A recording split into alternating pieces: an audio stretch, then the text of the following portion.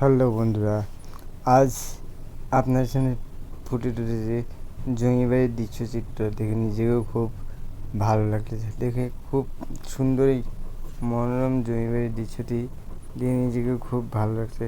তাই তো সেটি আজ আপনার সামনে শেয়ার করুন, দেখে নিজেকেও খুব ভালো লাগছে।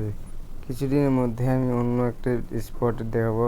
আমি একটা কাজ করতেছি, ওটি ফুটে তুলবো কিছুদিনের মধ্যে। ওটির কাজটা শেষ হবে আর কি, কিছুটা কাজ বাকি আছে। ওটা পুরোটা পরিষ্কার না করা পর্যন্ত ওটা আপনাদের সামনে শেয়ার করতেছি না। এটা কেউ কিছু মনে করবেন না, কারণ ওটা আমি একটু পরিষ্কার টরিষ্কার করে তারপরে আপনাদের সামনে তুলে ধরবো। তাই এখন ওটা তুলে ধরতেছি না, কারণ ওটি পরিষ্কার না করলে আপনাদের দেখতেও খুব খারাপ লাগবে। তাই ওটি এখন পরিষ্কার করতেছি, করা হচ্ছে। রোজ অনেকটা করে কাজ করতেছি। ওটি পরিষ্কার করার পর ওটা আপনাদের সামনে ফুটে তুলবো। যদি সবাই দেখতেছেন তাহলে অবশ্যই আমার ভিডিওটি চ্যানেলটি সাবস্ক্রাইব করে আমার পাশে থাকুন। যদি আমি ওইসব ভিডিও কৃষি বিষয়ে ভিডিও তোলার জন্য আমার এটি একটি নতুন প্রজেক্টে হাত দিয়েছি, এটি কাজ চলমান।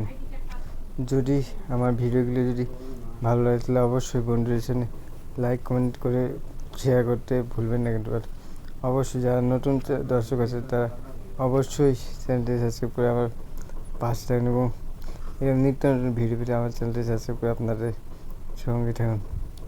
এবং এই যে দেখতে পাচ্ছেন কত সুন্দর জমি বাড়িটি দেখে নিজেকেও খুব ভালো লাগছে।